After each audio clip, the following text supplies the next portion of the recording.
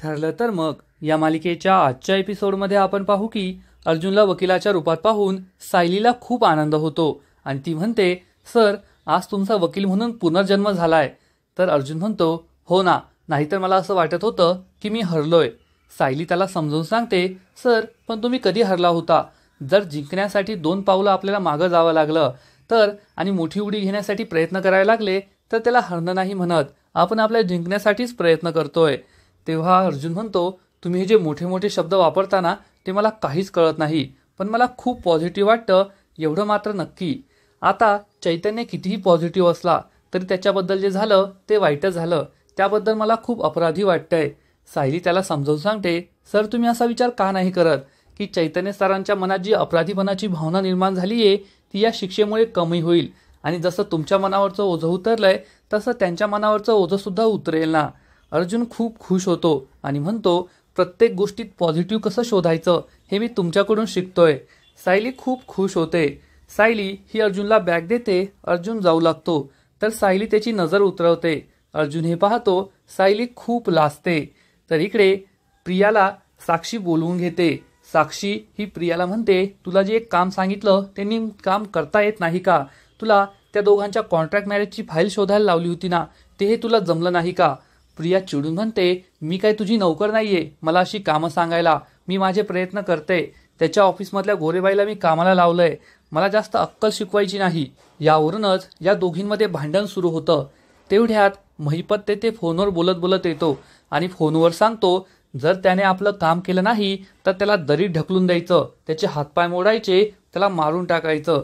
हे ऐकून प्रिया खूप घाबरते. तेव्हा महिपत हा प्रियाला म्हणतो, माझ्या पोरीने तुला एक काम सांगितलंय, ते काम नीट जमतंय का नाही, नाहीतर तुला उडवतो आणि दुसरीला आणतो.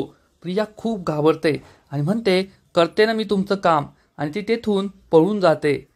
तर इकडे कल्पना ही किराण्याची यादी बनवत असते आणि पूर्णा आजीला त्याबद्दल विचारते. पूर्णा आजी म्हणते, मी तुला मदत करेल, परंतु मला थोडा वाटीभर शिरा हवाय. कालचा शिरा खूप छान होता पण मला फक्त 1 चमचाच भेटला. कल्पना म्हणते, नाही पूर्णाई, तुम्हाला तो शिरा नाही भेटणार. तुमची शुगर नॉर्मल झाली आहे पण ती आपल्याला परत वाढवायची नाहीये. पूर्णा आजी म्हणते, असं कसं? सुनेच्या राज्यात सगळं गेलं, तिच्या हातात सगळ्या घराचे सूत्र दिले म्हणजे ती असा सासूचा छळ करणार, तुम्हाला काहीच देत नाहीये. असं म्हणून पूर्णा आजी ही रडण्याचं नाटक करू लागते. हे पाहून सायलीला हसू येतं. तर कल्पना चिडून म्हणते, आई काहीही बोलू नका, तुमची शुगर नॉर्मल झालीये पण मी तुम्हाला ते देणार नाही, मग तुम्ही कितीही ड्रामा केला तरी. असं म्हणून कल्पना ही रूममध्ये निघून जाते. सायली हे सगळं पाहून हसत असते. ती लगेचच पूर्णा आजीला 1 वाटी शिरा आणून देते आणि म्हणते, तुम्ही हा शिरा खा पण आईंना कळू देऊ नका.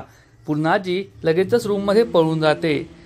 अर्जुन आणि चैतन्य हे त्याच्या केबिनमध्ये बसलेले असतात.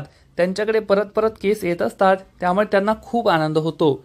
तर इकडे प्रिया विचार करते, हे दोघे मला नेहमी धमकी देत असतात, आता त्या गोरेबाईला कामाला लावायला हवं. ते गोरेबाईला फोन करते तर त्याच वेळेस गोरेबाई ही अर्जुनच्या केबिनमध्ये आलेली असते. प्रियाचा नंबर तिच्या मोबाईलमध्ये कटकटी मॅडम असा सेव्ह असतो. अर्जुन आणि चैतन्य विचारतात, ही कटकटी मॅडम कोण आहे?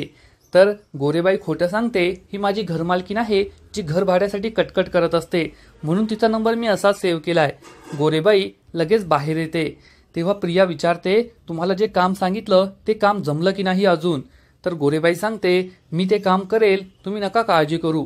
प्रिया विचार करते, हिच्याकडून काही होणार नाही, आता मलाच अर्जुनच्या ऑफिसमध्ये जावं लागेल. इकडे घरी कल्पनाच्या लक्षात येतं की शिरा कमी झालाय. ती सायलीला याबद्दल विचारते की शिरा कसा कमी झाला? सायली कान पकडून म्हणते, मला माफ करा, मला पूर्णा आजीचा असा चेहरा नाही पाहावला गेला. कल्पनाला खूप आनंद होतो आणि ती म्हणते, मला तर खूप छान वाटलं. जेव्हा कधी पूर्णा आजी तुझ्याबद्दल थोडंही चांगलं बोलतात मला खूप आनंद होतो. एक ना एक दिवस त्या नक्कीच तुला नाचसून म्हणून ॲक्सेप्ट करतील. तेव्हा सायली म्हणते, हो आज ना उद्या ते होईल, मी सुद्धा त्याच दिवसाची वाट पाहते. आणि ती खूप खुश होते. अर्जुन आणि चैतन्य केबिनमध्ये बसलेले असतात. तेवढ्यात प्रिया तेथे येते. अर्जुन विचारतो, तू येथे कशाला आलीयेस? तर प्रिया म्हणते, मी तुझी जुनी मैत्रीण आहे ना, तुला भेटायला आलीये. मला बाबांकडून कळलं की बार काउन्सिलमध्ये काय घडलं, म्हणून तुला मी भेटायला आले. तर चैतन्य तिला विचारतो, रविराज सरांकडून कळलं का? मला तर वाटलं तुला तुझ्या बेस्ट फ्रेंडकडून साक्षीकडून कळलं असेल. प्रिया म्हणते, ती माझी काही बेस्ट फ्रेंड नाहीये, हा ती माझी मैत्रीण होती, पण मला तिचा खरा चेहरा समजला तेव्हा मी तिच्याशी सगळे संबंध तोडले. अर्जुन म्हणतो, मला तर खूप भूक लागली चैतन्य, चला आपण जाऊन कॅफेमध्ये पास्ता खाऊ. आणि हे दोघेही पास्ता खायला जाऊ लागतात. अर्जुन त्याच्या केबिनमधील चाव्या काढून ठेवतो. ही चावी पाहून प्रिया लगेच चावी चोरते आणि अर्जुनला मिठी मारण्याचं नाटक करते आणि म्हणते, मी तुझ्या बरोबर आहे. अर्जुन तिला दूर लोटतो आणि म्हणतो, माझी बायको माझ्या बरोबर आहे ना, तेवढंच मला पुरेसं आहे, माझ्यापासून लांब राहायचं. आणि तो प्रियाला दूर लोटतो आणि म्हणतो, आता मी केबिनमध्ये नाहीये ना, मग तूही येथून निघायचं. प्रियाला खूप राग येतो आणि ती केबिनच्या बाहेर लपून बसते. अर्जुन आणि चैतन्य बाहेर गेल्यानंतर ती केबिनमध्ये येते. तेवढ्यात गोरेबाईही तेथे येते. या दोघी मिळून फाईल शोधू लागतात, पण तेवढ्यात पिऊन तेथे येतो आणि या दोघींना बाहेर जाण्यास सांगतो. तर इकडे सायली ही दैनंदिनी लिहित असते. आज काय घडलं याबद्दल ती लिहिते. तिला अर्जुनला फोन करण्याची इच्छा होते. अर्जुनची खूप आठवण येते, पण ती त्याला फोन करत नाही. पुढील एपिसोडमध्ये आपण पाहू की प्रिया ही चक्क मध्यरात्री अर्जुनच्या ऑफिसमध्ये येणार आणि त्याच्या केबिनमधून ही कॉन्ट्रॅक्ट मॅरेजची फाईल चोरणार आणि ही गोष्ट अर्जुन सायलीला समजेल.